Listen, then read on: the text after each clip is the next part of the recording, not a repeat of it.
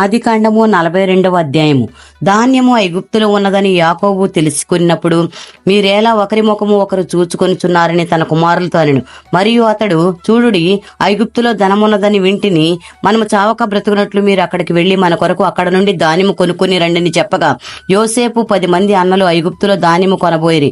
అయినను ఇతనికి హాని సంభవించునేమో అని యాకోబు యోసేపు తమ్ముడగు బెన్యామీనును అతని అన్నలతో పంపినవాడు కాడు. కరువు కనాను దేశంలో ఉండెను గనుక ధాన్యము కొనవచ్చిన వారితో కూడా ఇశ్రాయేలు కుమారులను వచ్చిరి. అప్పుడు యోసేపు ఆ దేశమంతటి మీద అధికారి ఉండెను. అతడే ఆ దేశ ప్రజలందరినీ ధాన్యం అమ్మకము చేయువాడు గనుక యోసేపు సహోదరులు వచ్చి ముఖములను నేలను మోపి అతనికి వందనము చేసిరి. యోసేపు తన సహోదరులను చూచి వారిని గుర్తుపట్టి వారికి అన్యుని వలె కనబడి వారితో కఠినముగా మాట్లాడి, మీరు ఎక్కడి నుండి వచ్చితరని అడిగెను. అందుకు వారు, ఆహారం కొనుటకు కనాను దేశం నుండి వచ్చితిమనిరి. యోసేపు తన సహోదరులను పట్టెను కాని వారతని గుర్తుపట్టలేదు.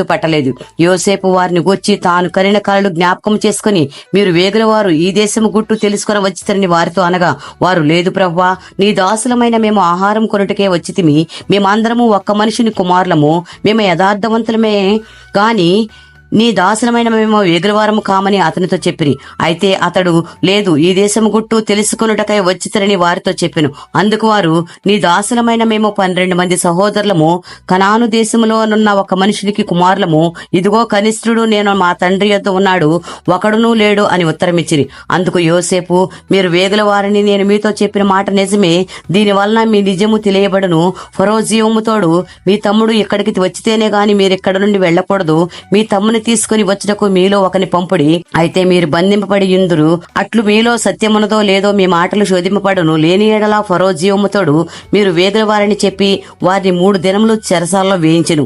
3వ దినమున యోసేపు వారిని చూచి, నేను దేవునికి భయపడువాడను, మీరు బ్రతుకున్నట్లు దీని చేయుడి. మీరు యథార్థవంతులైతిరా, మీ సహోదరులో ఒకడు ఈ చెరసాలలో బంధింపబడవలను. మీరు వెళ్లి మీ కుటుంబముల కరువు తీరుటకు ధాన్యము తీసుకుని పోవుడి. మీ తమ్ముని నా యొద్దకు తీసుకుని రండి. అట్లు మీ మాటలు సత్యమైనట్టు కనబడును గనుక మీరు చావరని చెప్పెను. వారట్లు చేసిరి. అప్పుడు వారు, నిశ్చయముగా మన సహోదరుని ఎడల మనము చేసిన అపరాధమునకు శిక్ష పొందుచున్నాము. అతడు మనలను బతిమాలుకొన్నప్పుడు మనము అతని వేదన చూచి వినకపోతిమి. అందువలన ఈ వేదన మనకు వచ్చినని ఒకరితో ఒకరు మాట్లాడుకొనిరి. మరియు రూబేను, ఈ చిన్నవాని ఎడల పాపము చేయకూడని నేను మీతో చెప్పలేదా? అయినను మీరు విన్నైతిరి గనుక అతని రక్తాపరాధము మన మీద మోపబడుచున్నదని వారికి ఉత్తరమిచ్చెను. అయితే ద్విభాషి వారి మధ్య ఉండిన గనుక తమ మాట యోసేపు గ్రహించి వారిని తెలుసుకొనలేదు. అతడు వారి యొద్ద నుండి అవతలకు పోయి ఏడ్చి మరలా వారి యొద్దకు వచ్చి వారితో మాట్లాడి వారిలో షిమ్యోనును పట్టుకొని వారి కన్నుల ఎదుట అతని బంధించెను. మరియు యోసేపు వారి గోనెలను ధాన్యముతో నింపుటకును, ఎవరి రోకలు వారి గోనెలో తిరిగి ఉంచుటకును, ప్రయాణం కొరకు భోజన పదార్థమును వారికిచ్చుటకును ఆజ్ఞయించెను. అతడు వారి ఎడల ఇట్లు జరిగించెను.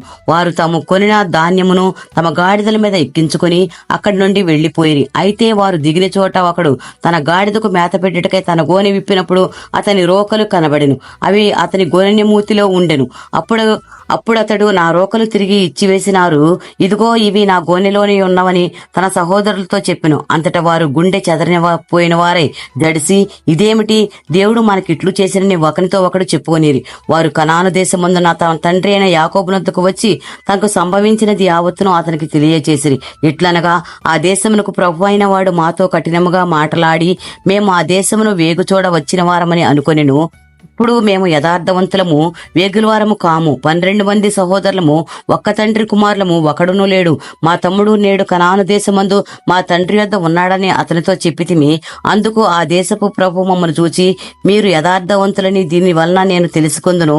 మీ సహోదరులో ఒకరిని నా యొద్ద విడిచిపెట్టి మీ కుటుంబములకు కరువు తీరినట్లు ధాన్యము తీసుకొని పోయి నా యొద్దకు ఆ చిన్నవాణ్ణి తోడుకొని రండి. అప్పుడు మీరు యథార్థవంతులే గాని వేగులవారు కారని నేను తెలుసుకుని మీ సహోదరుని మీకు అప్పగించేదను.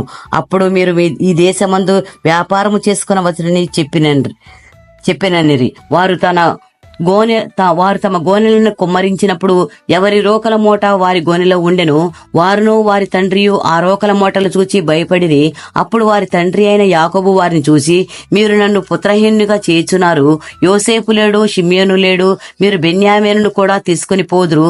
ఇవన్నీ నాకు ప్రతికూలముగా ఉన్నవని వారితో చెప్పాను. అందుకు రూబేను, నేను అతన్ని నీ యొద్దకు తీసుకుని రాని ఎడల నా 2 కుమారులను నీవు చంపవచ్చును. అతని నా చేతికి అప్పగింపుము, అతన్ని మరలా నీ యొద్దకు తీసుకుని వచ్చి అప్పగించేదనని తన తండ్రితో అనెను.